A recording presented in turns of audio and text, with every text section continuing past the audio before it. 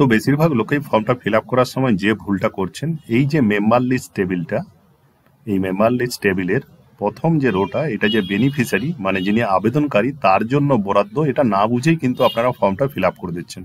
Hello viewers, welcome to state union Bangla. বন্ধুগণ, স্বাস্থ্যসাথীর অনলাইনে form fill up শুরু হয়েছে। তো আজকের আপডেটে আপনি কিভাবে অনলাইনে নতুন স্বাস্থ্যসাথী কার্ডের জন্য আবেদন করবেন সেটাই আমরা দেখব। স্বাস্থ্যসাথীর অনলাইন আবেদন করার জন্য আপনাকে স্বাস্থ্যসাথীর যে গভর্নমেন্ট অফিসিয়াল ওয়েব পোর্টাল আছে, সেই ওয়েব পোর্টালের হোম পেজে চলে আসতে হবে। হোম পেজে আসার পর আপনি উপরে দেখবেন যে এখানে কিন্তু আপনার অ্যাপ্লাই অনলাইন বলে একটা নতুন ট্যাব এসেছে। আপনাকে নতুন কার্ডের আবেদনের জন্য এই অ্যাপ্লাই অনলাইনে ক্লিক করতে হবে। এখানে দেখবেন সবার নিচের দিকে আপনার লেখা আছে online application for Swasthya Sathi card. তো আপনাকে অনলাইনে ফর্ম ফিল আপ করার জন্য এটাই ক্লিক করতে হবে। তাহলে দেখবেন এরকম একটা ইন্টারফেস খুলে দিচ্ছে, অনলাইন অ্যাপ্লিকেশন ফর স্বাস্থ্যসাথী। তো এখানে আপনাকে প্রথমে আপনার মোবাইল নাম্বারটা পুট করার পর এই যে আপনার গেট ওটিপি আছে, এই গেট ওটিপিতে ক্লিক করতে হবে। তাহলেই কিন্তু আপনার মোবাইলে একটা ওটিপি চলে আসবে। মোবাইলে আসা ওই ওটিপিটা এখানে পুট করার পর আপনি এই সাবমিট বাটনে ক্লিক করলেই তাহলে দেখুন আপনার স্বাস্থ্যসাথী প্রকল্পে নাম অন্তর্ভুক্ত করার যে অনলাইন ফর্মটা সেটা খুলেই দেবে। দেখতেই পাচ্ছেন application for enrollment under Swasthya Sathi. তো প্রথমেই দেখুন আপনার উপরে যেটা করতে হবে, আপনাকে আপনার ড্রপ ডাউন মেনু থেকে এখান থেকে আপনার ডিস্ট্রিক্টটা সিলেক্ট করে নিতে হবে। তারপর আপনাকে নিচে এই ড্রপ ডাউন মেনু থেকে আপনার ব্লক না মিউনিসিপ্যালিটি সেটা চুজ করতে হবে। আপনি যদি গ্রামাঞ্চলে বসবাস করেন ব্লকের এরিয়ায় তাহলে ব্লক চুজ করবেন, আর যদি আপনি আরবান এরিয়ায় বসবাস করেন পৌর এলাকায় তাহলে মিউনিসিপ্যালিটি চুজ করবেন। তো আমি যার আবেদন করছি সেটা আপনার ব্লকে বলে আমি ব্লক চুজ করলাম। তো তাহলে দেখবেন আপনার নিচ থেকে আপনার ব্লকটা চুজ করার জন্য একটা ড্রপ ডাউন মেনু খুলে যাবে। তো এখান থেকে আপনি আপনার ব্লকটা চুজ করে দেবেন। তারপর আপনি ফর্মটা ডান দিকে দেখুন আপনার ক্যাটাগরি চুজ করতে হবে। এখানে ড্রপ ডাউন মেনু থেকে আপনি কোন কাস্টে সেটা লিখবেন। আপনি যদি ওবিসি হন তাহলে ওবিসি, আদার্স হলে আদার্স, আপনি যদি এসসি হন বা এসটি হন যেটা আপনি সেটা চুজ করবেন। তো আমি যার আবেদন করছি সে এসসি বলে আমি এখানে এসসি চুজ করলাম। এরপর নিচে আপনার ড্রপ ডাউন মেনু থেকে আপনার পঞ্চায়েত মানে গ্রাম পঞ্চায়েতের নামটা এখানে চুজ করতে হবে। তো আমি এখান থেকে আমার জিপিটার নামটা চুজ করলাম।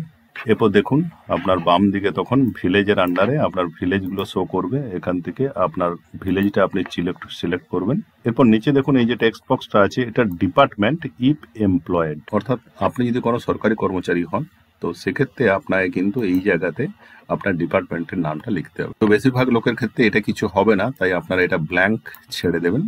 এরপর ফর্মের ডান দিকে চলে আসবেন। এখানে আপনার প্রথমে যেটা লিখতে হবে নেম অফ দ্য অ্যাপ্লিকেন্ট, অর্থাৎ এখানে আপনার নামটা লিখতে হবে। অতি অবশ্যই কিন্তু আপনি ক্যাপিটাল লেটারে নামটা লিখবেন। এরপর নিচে এই জায়গায় দেখুন head of the family name, HOF name মানে head of the family name. তো এই জায়গাতে অনেকে যেটা ভুল করে সেটা আপনাদেরকে বলে দিই। অনেকে কি করেন না, হেড অফ দ্য ফ্যামিলি হিসাবে হয়তো বিয়ে হয়েছে যারা তাদের শ্বশুরের নামটা লিখে দেন। এখানে কিন্তু মনে রাখবেন পাশেই দেখুন পরিষ্কার লেখা আছে ফাদার্স অবলিক স্পাউস। যদি আপনি বিবাহিত হন তাহলে অতি অবশ্যই কিন্তু এখানে আপনার স্বামীর নামটা লিখবেন, আর আপনি যদি অবিবাহিত হন তাহলে সেক্ষেত্রে আপনার বাবার নামটা লিখবেন। তো এই প্রসঙ্গে একটা কথা বলে রাখি, যদিও স্বাস্থ্যসাথী কার্ড হচ্ছে যে ওমেন হেডেড, তো এক্ষেত্রে যদি কেউ আপনার পুরুষ আবেদন করেন তো সেক্ষেত্রে কিন্তু স্বাস্থ্যসাথী কার্ড হবে না এমন কোনো কথা নেই, তো পুরুষরা আবেদন করতেই পারেন। এরপরে দেখুন আপনার ফর্মের বাম দিকে এখানে আপনার রেসিডেন্সিয়াল অ্যাড্রেসটা লিখতে হবে। নিচে অতি অবশ্যই কিন্তু আপনার পিনকোডটা লিখে দেবেন। এরপরে দেখুন ফর্মের নিচে পরবর্তী অংশে আপনার এমপ্লয়মেন্ট স্ট্যাটাসটা লিখতে হবে। কি লেখা আছে দেখুন, if applicant or any member is employed, অর্থাৎ যিনি আবেদন করছেন সেই আবেদনকারী অথবা তার কোনো পরিবারের সদস্য যদি চাকরি করেন সেটা সরকারি হোক বা বেসরকারি হোক, তাহলে কিন্তু তার নামটা এবং ঠিকানাটা সেই অফিসের এখানে লিখতে হবে। তো আবেদনকারী অথবা পরিবারের অন্য কোনো সদস্য যদি সার্ভিস করে সেক্ষেত্রে দেখুন ফর্মের ডান দিকে 3টে ডিক্লারেশন আছে, এগুলো ইয়েস নো করতে হবে। প্রথমটাই দেখুন কি বলা আছে, প্রথমটাই বলা আছে do any member of the family receive government sponsored health insurance assurance, অর্থাৎ পরিবারের কোনো সদস্য বা আবেদনকারী আপনার গভর্নমেন্ট স্পন্সর্ড কোনো হেলথ কাভারেজের আন্ডারে আছে কিনা ইন্স্যুরেন্স বা অ্যাসুরেন্স মোডে। যদি আপনার ইয়েস হয় তাহলে এখানে ড্রপ ডাউন মেনু থেকে ইয়েস করবেন, তো বেশিরভাগ লোকের এটা নো হবে। তার নিচে দেখুন আরো দুটো ডিক্লারেশন আছে, একটা do any member of the family receive medical allowance from government, অর্থাৎ সরকারের কাছ থেকে কোনো মেডিকেল অ্যালাউন্স বা চিকিৎসা ভাতা পান কিনা, তাহলে এখানে আপনাকে ইয়েস করতে হবে, না পেলে নো করতে হবে। আর তার নিচে দেখুন লেখা আছে do any member of the family receive medical allowance from private, অর্থাৎ কোনো প্রাইভেট কোনো কোম্পানিতে সার্ভিস করে থাকলে বা প্রাইভেট কোনো হচ্ছে যে কনসার্ন থেকে যদি আপনার মেডিকেল অ্যালাউন্স পেয়ে থাকেন তাহলে সেটাও আপনার ইয়েস করতে হবে। তো এগুলো বেশিরভাগ ক্ষেত্রেই কিন্তু মনে রাখবেন নো হবে, যাদের ক্ষেত্রে ইয়েস হবে তারা ইয়েস করে দেবেন। এরপর দেখুন ফর্মের সবচেয়ে গুরুত্বপূর্ণ অংশ হচ্ছে এই নিচেরটা, এখানে আপনার পরিবারের অন্যান্য যে সদস্য তাদের নামগুলো এখানে অন্তর্ভুক্ত করতে হবে। দেখতেই পাচ্ছেন এখানে লেখা আছে মেম্বার্স অফ ফ্যামিলিজ আর, দেখুন মেম্বার লিস্ট। প্রথমে যেটা করতে হবে, দেখুন এখানে একটা ড্রপ ডাউন মেনু থেকে আপনার চুজ করার অপশন আছে, both male and female, all are male, all are female.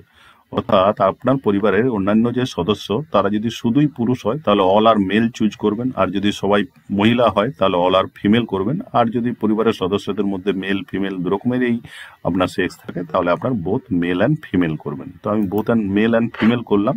নিচে আপনার দেখুন একটা টেবিল দেওয়া আছে, এই টেবিলে আপনার পরিবারের যে বিভিন্ন সদস্য আছে তাদের আপনার আধার নাম্বার এবং খাদ্য সাথীর নাম্বারটা এখানে পরপর লিখে আপনাকে এন্ট্রি করতে হবে। তো এটা এন্ট্রি করার জন্য আপনার দেখবেন যে একদম শুরুতেই একটা আপনার রো দেওয়া থাকবে, দেখতে পাচ্ছেন একটা রো দেওয়া আছে। এই রোটা আপনাকে এই যে পাশে এডিট আছে এই এডিট বাটনে ক্লিক করলে আপনাকে কিন্তু এন্ট্রি করতে হবে।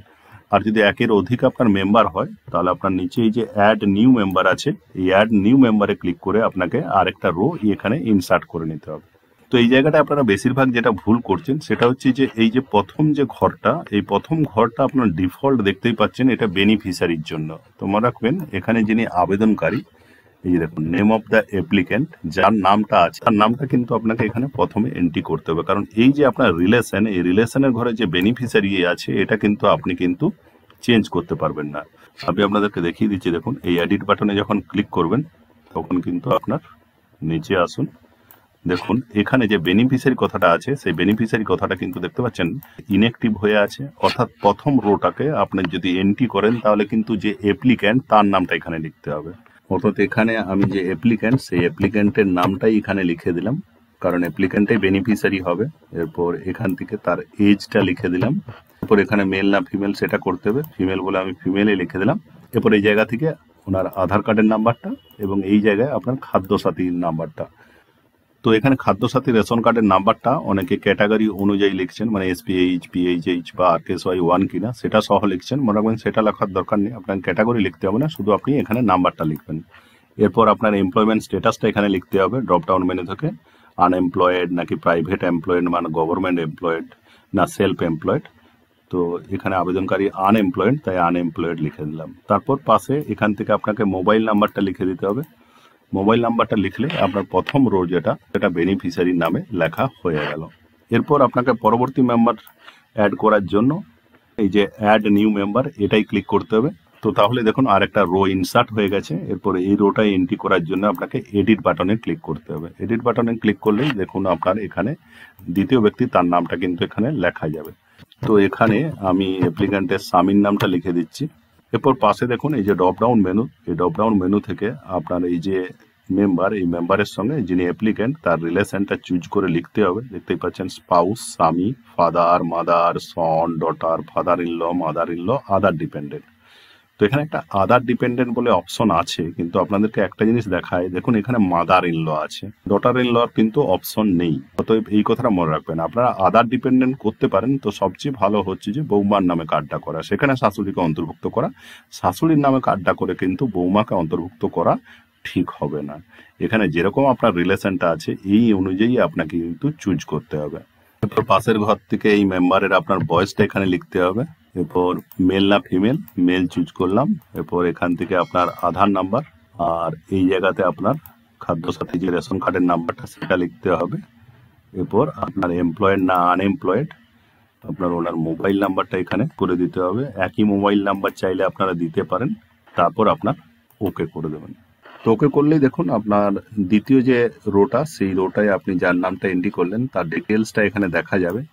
এরপর আপনি এই যে মেম্বারের নামটা এন্ট্রি করলেন, এটা যদি কোনো ভুল থাকে তাহলে আপনার এখানে যে এডিট বাটন আছে এই এডিট বাটনে ক্লিক করে আপনি সেই ভুলটা সংশোধন করতে পারেন।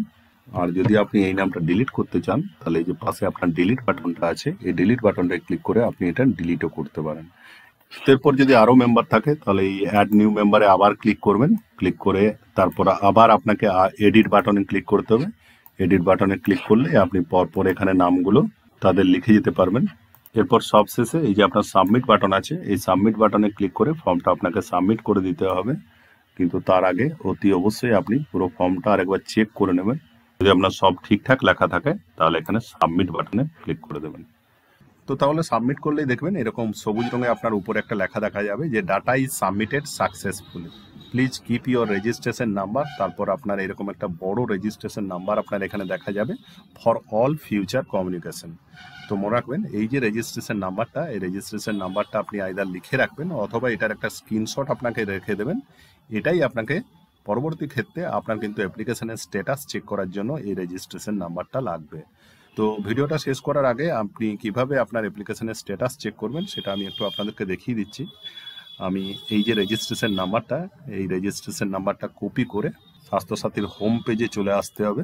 হোম পেজে এসে আবার অ্যাপ্লাই অনলাইনের একদম নিচের দিকে দেখবেন আপনার লেখা আছে check your online application status for Swasthya Sathi card.